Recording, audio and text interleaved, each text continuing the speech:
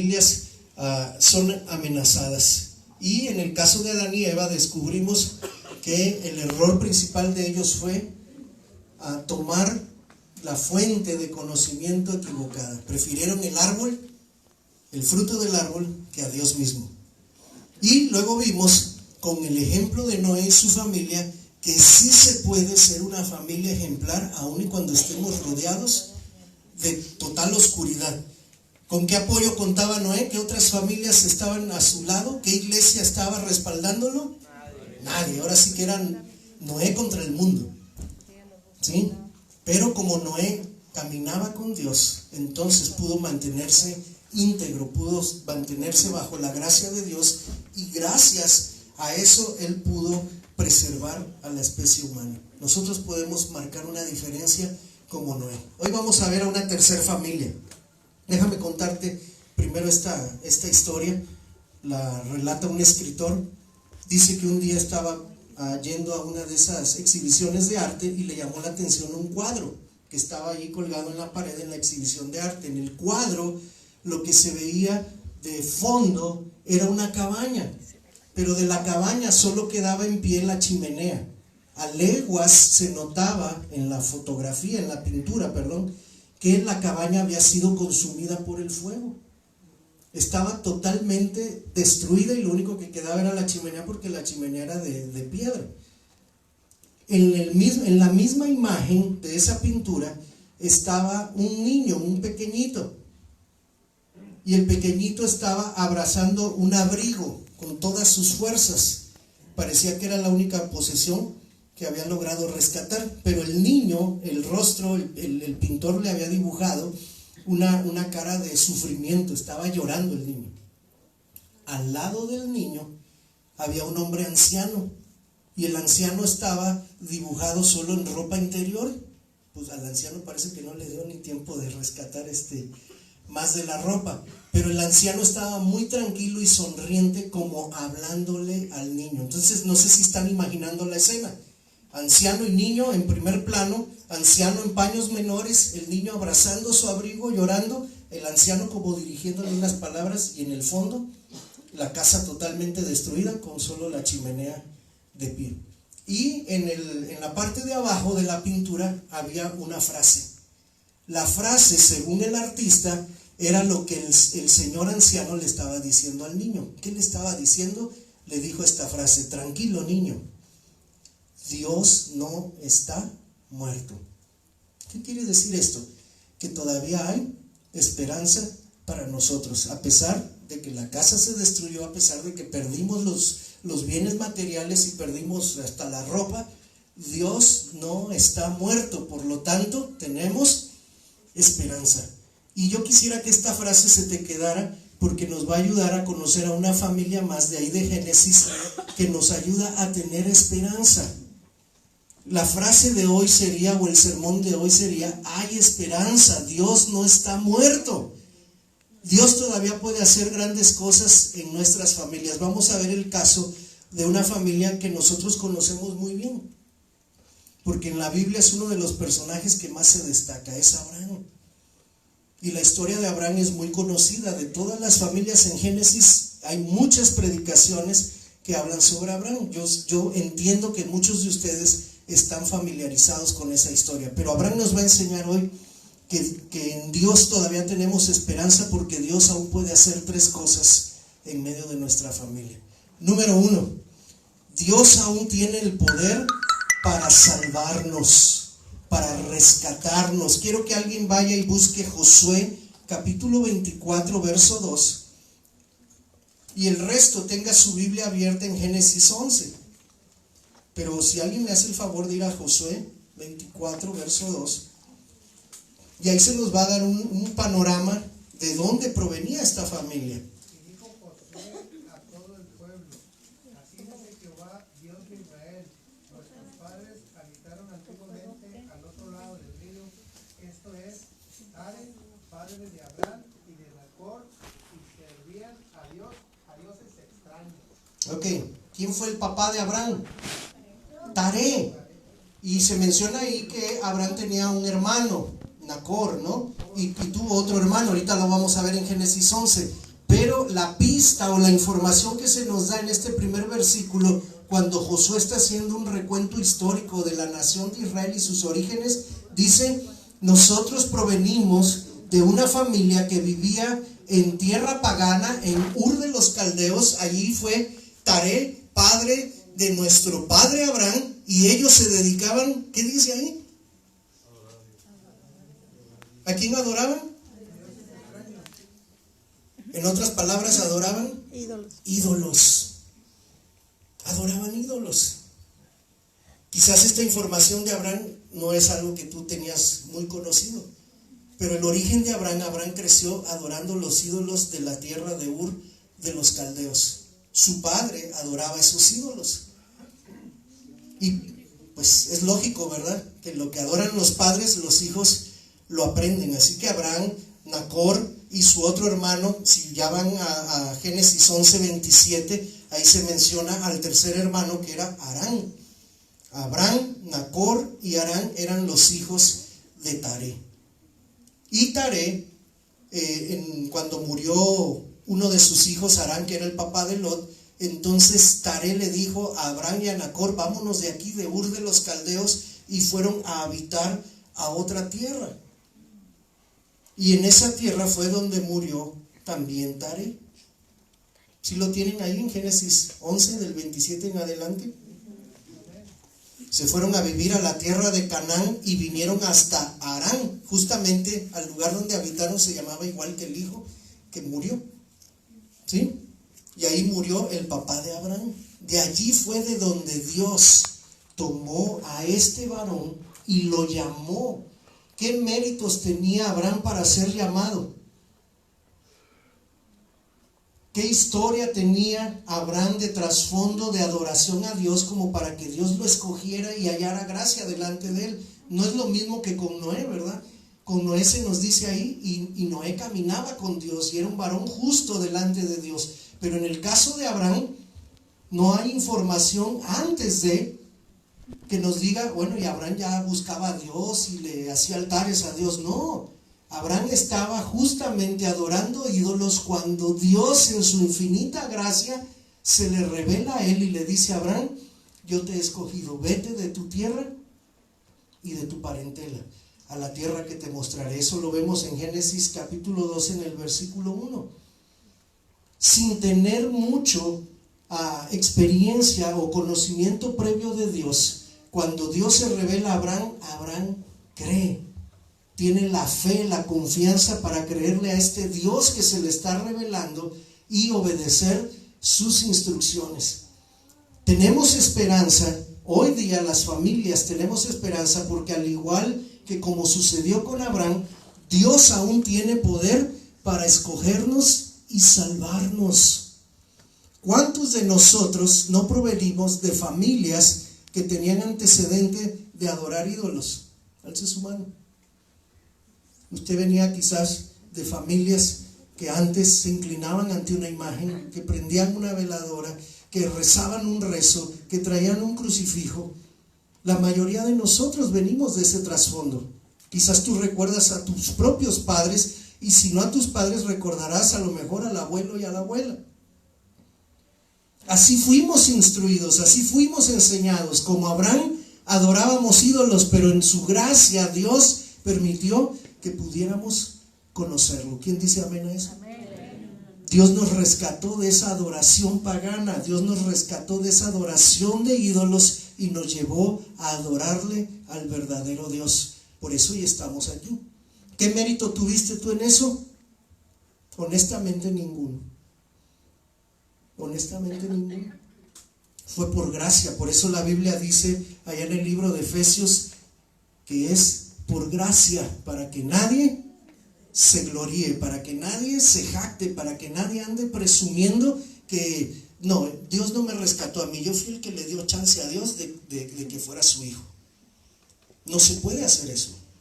Dios siempre está tomando la iniciativa en buscar la salvación. Si tú estás aquí hoy, en esta mañana, quizás es por lo mismo. Dios en su gracia te está animando a que dejes la adoración pagana, la adoración idolátrica, y que puedas venir a esa adoración verdadera. Tenemos esperanza, como le decía el viejito a su nieto, porque Dios no está muerto y porque Dios aún tiene el poder para escogernos y darnos salvación.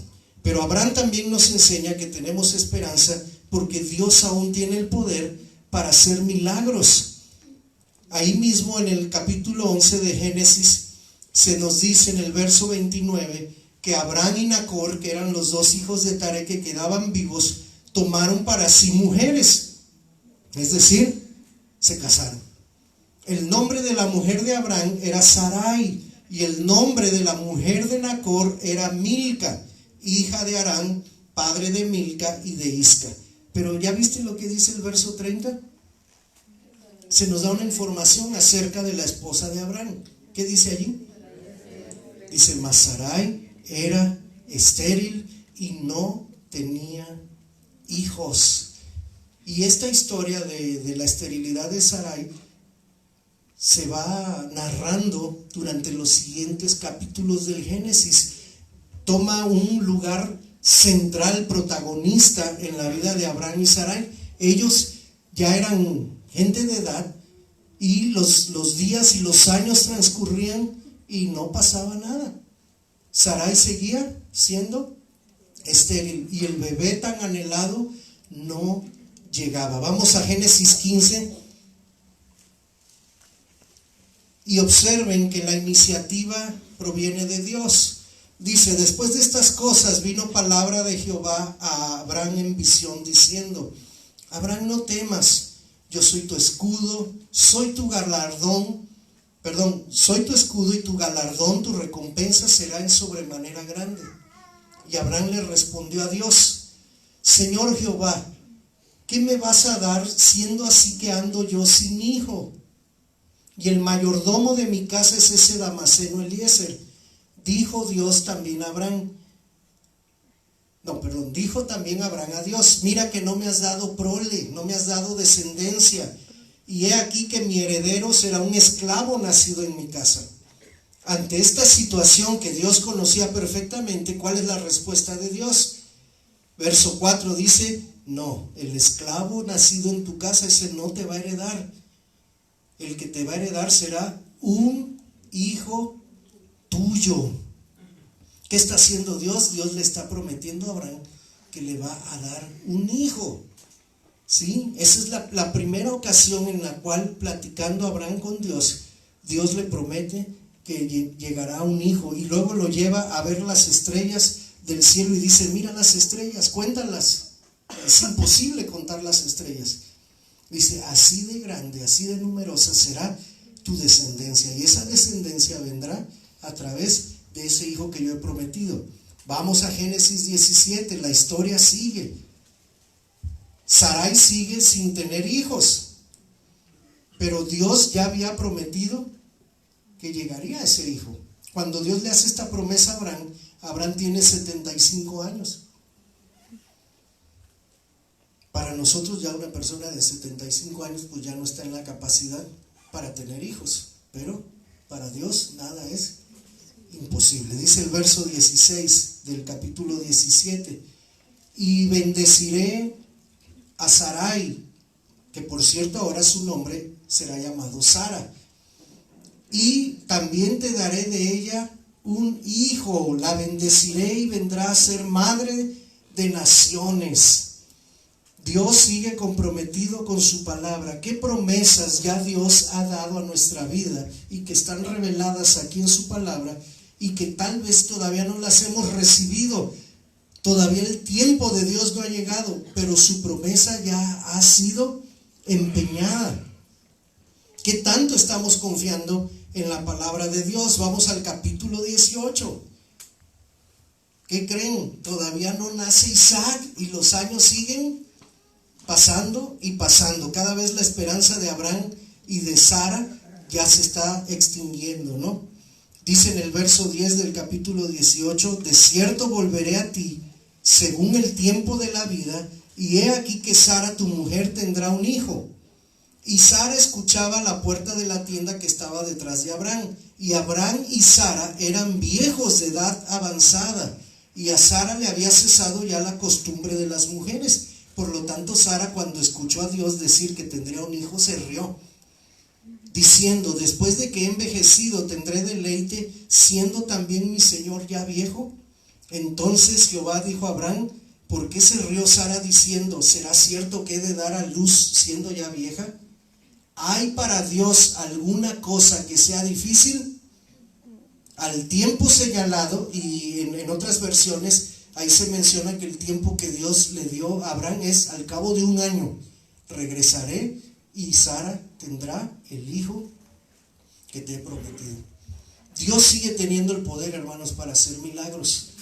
En este caso en particular estamos hablando de la esterilidad de la mamá, pero en el caso tuyo o de tu familia, ¿cuál es el milagro que estás esperando? ¿Que ese hijo rebelde regrese?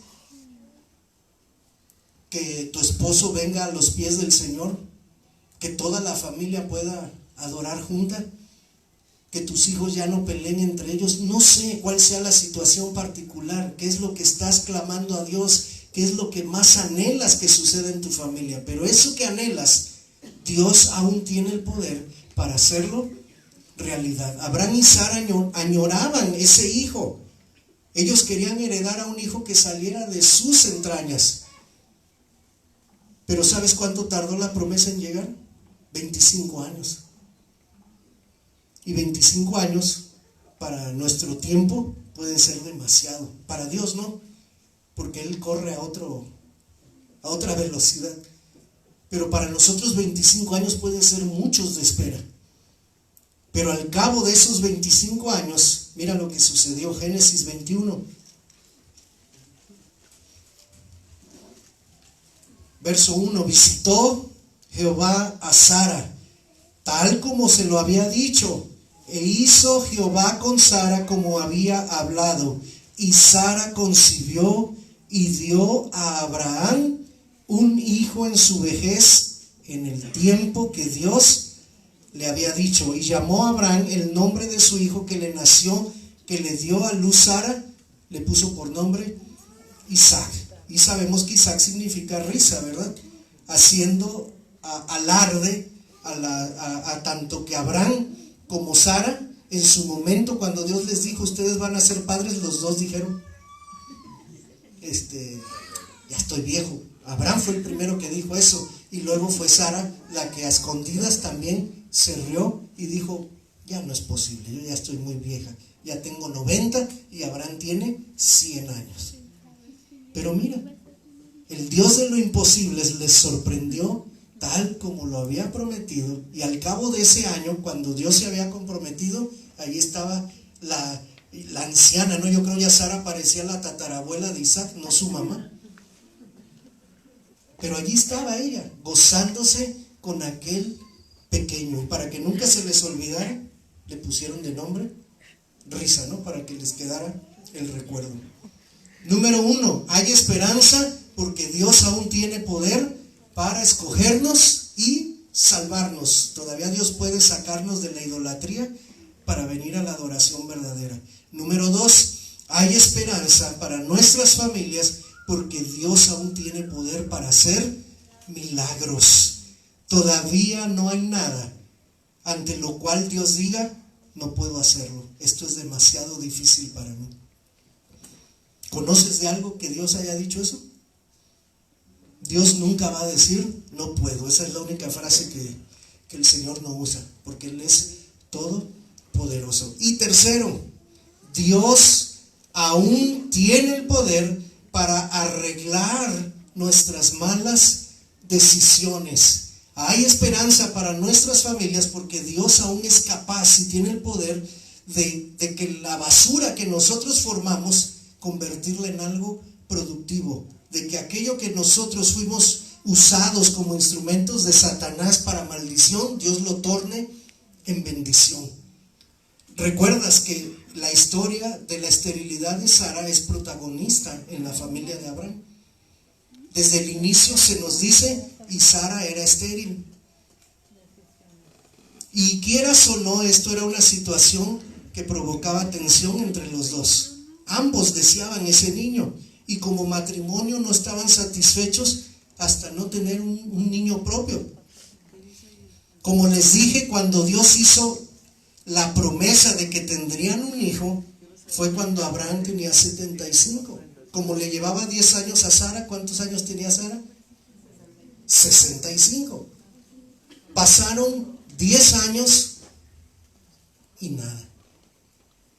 Por lo tanto, si vamos allá a Génesis capítulo 16, vamos a encontrar un pasaje oscuro en la historia de esta familia. Un pasaje de una mala decisión. Todas las familias, todos los que estamos aquí sentados, que formamos parte de esta congregación, somos susceptibles a un mal día tomar una decisión equivocada y cometer errores. Puede ser que lo hagan nuestros hijos, puede ser que ese error lo cometa el padre de familia, la cabeza del hogar, puede ser que el error, la mala decisión provenga de la madre, o puede ser que la mala decisión sea un acuerdo de todos. Pero aquí vemos un pasaje triste. Dentro de la inmaculada historia de Abraham y su familia, aquí hay un pasaje que es como el frijolito en el arroz. Y todo por causa ¿de qué asunto? La esterilidad. Sarai, mujer de Abraham, no le daba hijos, capítulo 16, verso 1. Y ella tenía una sierva egipcia que se llamaba Agar. Dijo entonces Sarai a Abraham: ya ves que Jehová me ha hecho estéril. Te ruego pues que te llegues a mi sierva. Quizás tendré hijos de ella. Y atendió Abraham al ruego de Sarai.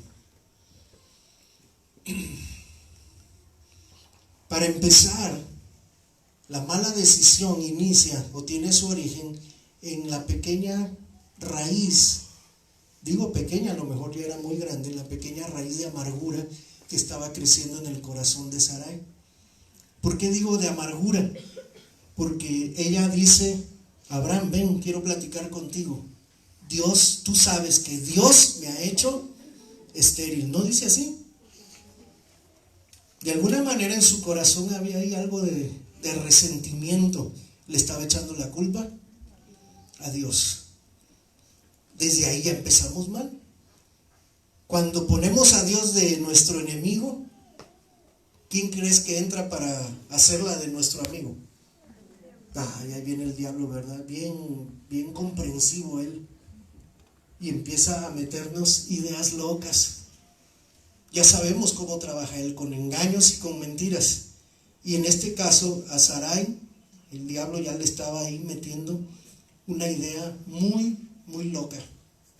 Dijo Sarai: la costumbre en nuestra cultura es que el esposo puede tener concubinas.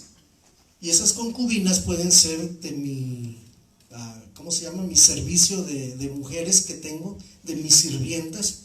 Pero como ellas son sirvientas, son esclavas, el hijo que ellas tengan viene a ser como si fuera mío. Y a Sarai se le hizo tan fácil proponer esta idea terrible a su marido. Así que ese día llama a Abraham y le dice: mira, Abraham, tengo la brillante idea. Como Dios me ha hecho estéril y tú lo sabes, he visto que por aquí anda Agar. Agar es mi sierva, mi dama de compañía, la que tengo más cerca.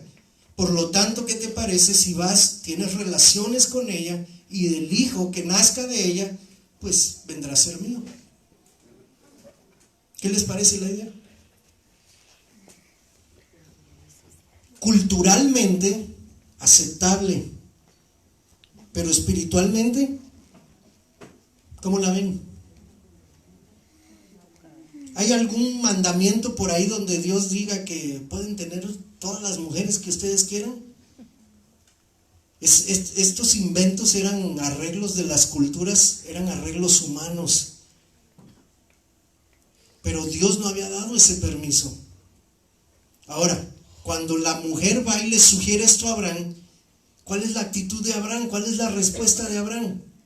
¿Qué leyeron ustedes ahí en el pasaje? ¿Ven que proteste? ¿Que rezongue? ¿Que le diga: mujer, estás loca? O que le diga, mujer, espérame, déjame consultarlo con Dios. Déjame, me retiro, voy a oración, ayuno, voy a mi tienda y le pregunto a Dios si esto que tú me sugieres le es grato adelante de sus ojos. ¿Tú lees eso? No leemos nada. No leemos nada. Ni que rezongue, ni que proteste, ni que ore, ni que consulte, ni que discuta con Sara. ¿Cómo dice Jero ahí? Cualquier parecido, cualquier coincidencia con los maridos de Dunamis es, bueno, ya lo dije, ¿verdad? Es pura coincidencia.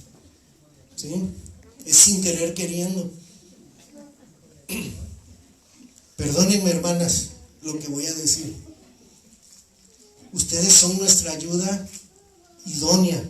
Ustedes tienen toda la libertad de aconsejar, de hablar al oído, al corazón de su marido, de sugerir. Pero Dios nos ha dado a nosotros la tarea de ser la cabeza del hogar y tomar la decisión final. Yo como esposo le puedo decir a mi esposa, a ver, mira, tenemos esta situación, ¿qué piensas? Y ella puede hablar con toda libertad y dar su opinión. Y mi responsabilidad es tu opinión, mi opinión, la voy a traer delante de Dios y ver qué es lo que Dios me dice. Y una vez que yo tenga esa respuesta de Dios, te lo voy a compartir. Si lo que Dios me reveló a mí no coincide con lo que tú sugieres, me vas a tener que disculpar. ¿Sabes por qué? Porque antes de honrarte a ti como mi esposa, mi tarea es honrar a Dios. Y al que le va a pedir cuentas Dios de las decisiones que tomemos como matrimonio, no va a ser a ti, porque esa tarea me la dio a mí. Así que el que va a ser juzgado delante de Dios por las decisiones que tomé con mi esposa, por mi familia, voy a ser yo, el que va a rendir cuentas soy yo. Por lo tanto, como varón, yo debería de tomar esa sugerencia, pero llevarla ante el trono de Dios y decirle, Dios, ¿tú qué piensas? ¿Qué hizo Abraham? ¿Dónde firmo, Sarai? ¿Sí? Conste que tú dijiste. ¿Sí? Y bien a fuerzas, Abraham se fue con Agar. Y Sarai, mujer de Abraham, tomó a Agar, su sierva egipcia, al cabo de 10 años que había habitado Abraham en la tierra de Canaán, y la dio por mujer a Abraham, su marido. ¿Sí? Habían pasado 10 años desde la promesa, por lo tanto Sarai ya estaba desesperada, ¿no? Porque no podía concebir ella. Y salió esta idea terrible. Ella misma tomó a Agar y le dijo, mira, yo ya hablé con mi esposo, ya está todo arreglado, no te preocupes, ahí está, ten. Dios los bendiga y ojalá y puedan tener hijos, para que ese hijo sea mío. Todavía que Sarai hace eso, dice en el verso 4, empieza diciendo una frase de esas de tumba, terrible. Tan pronto como llega Agar a la tienda de Abraham, ¿qué hizo Abraham? No lo adivine, ahí léalo. No me lo haga decir a mí, dígalo usted. ¿Qué hizo? Tomó a Agar, tuvieron relaciones. Y diría la gente de nuestros días, la sociedad moderna, y mira, Dios la bendijo, concibió. ¿Sí? Así que entonces no es tan malo. Concibió. El fruto de ese pecado fue un hijo, un embarazo. Fue a todas luces una decisión tomada dentro del marco de la desesperación. No fue dentro del marco de la fe. Dios nunca dijo que el hijo que vendría a Abraham sería por medio de una concubina. Él le había prometido un hijo de su esposa. Y en esta situación ni Abraham ni Sarai creyeron a Dios. Cometieron un error. Pero antes de irnos con la guillotina y el hacha y la pistola para juzgarlos, nos damos cuenta que Dios, aun cuando nosotros cometamos tonterías, Él tiene todavía la capacidad de restaurar esos errores. Pero para restaurar esos errores va a necesitar de nuestra cooperación. ¿Crees que hubo problemas? ¿Crees que luego, ya salió embarazada? Aquí está el niño que nació y todos felices y todos contentos. Siempre que tomamos decisiones que no son consultadas con Dios, van a tener consecuencias. Tan pronto como a Agar le creció la pancita y se dio cuenta que estaba embarazada, ¿qué crees que pasó? ¿Qué dice el pasaje? La sirvienta empezó a creerse la señora. Y la señora pasó a ser como que degradada a un nivel más bajo. Así que Agar dice que se paseaba ahí con su pancita, ¿no? Y le hacía caras a Sarai. Yo estoy más joven, yo sí tengo el hijo, tú ya eres una anciana, tú eres estéril. Empezó a despreciarla, empezó a verla de una manera altiva. Respondió Abraham a Sarai, porque Sarai se dio cuenta y dijo: ¿sabes qué? Yo ya no la quiero aquí, córrela, que se vaya. Y Abraham le dijo a Sarai: es tu sierva, ahí está, en tu mano, haz con ella lo que te parezca. Y entonces, como Sarai no se dejaba, pues entonces Agar tomó la decisión de irse de casa de Abraham. Ya había nacido para esa fecha, ya había nacido Ismael. Hay problemas. Cuando las familias toman un camino diferente al que el Señor traza, nos vamos a meter en problemas. Pero si somos capaces, si tenemos la humildad de arrepentirnos y de enmendar esos errores, entonces hay posibilidad de una restauración, de una segunda oportunidad.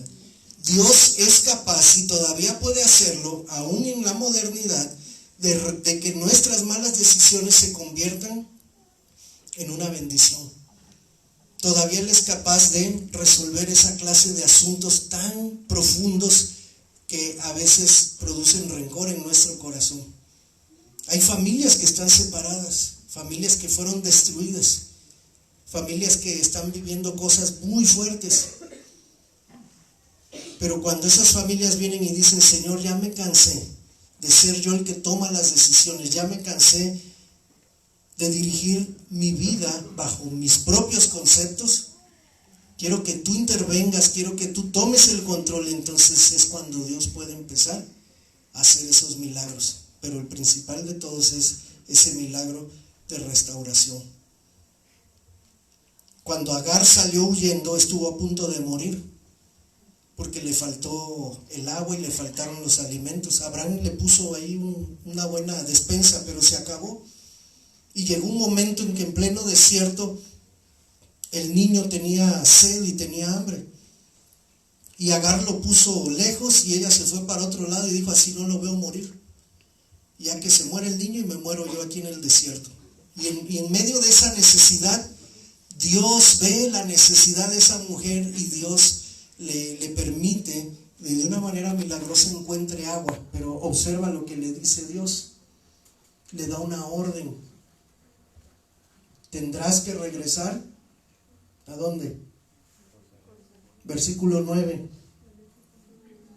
Vuélvete a tu señora. ¿Y qué le dice? Y ponte sumisa bajo su mano. Solo si haces esto, solo si tomas esta actitud correcta, entonces yo podré restaurar esas relaciones. Yo podré hacer algo bueno de todo esto malo que ustedes tres han hecho. No te preocupes por el niño, yo lo voy a multiplicar tanto su descendencia que no podrá ser contada. También a él le daré bendición. Le pondrás por nombre Ismael, porque Ismael significa Dios oye. Y esto te va a recordar que Dios ha visto tu aflicción. Y entonces Agar regresó y se puso sumisa, se puso a las órdenes de Sara y nunca más volvió a mirarla con desprecio. Cuando nosotros empezamos a obedecer a Dios, entonces Él encuentra el espacio para empezar a acomodar otra vez las piezas, para empezar a iniciar esa obra de restauración.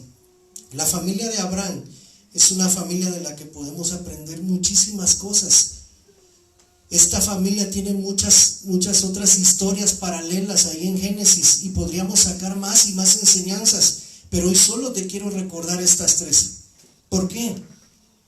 Porque no quiero que salgas de esta puerta, de este tiempo que has pasado aquí esta mañana, yéndote sin esperanza, yéndote cabizbajo, yéndote derrotado, yéndote con la idea de que ya no hay nada que se pueda hacer en tu familia.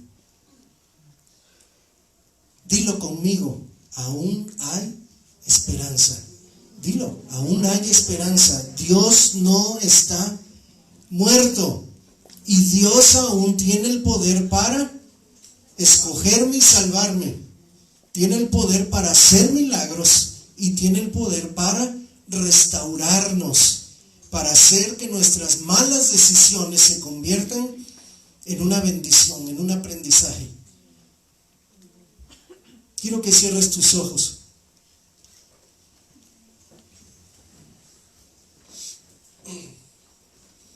Quiero tomarme solo un momentito para hablar. Hoy tenemos la bendición de contar con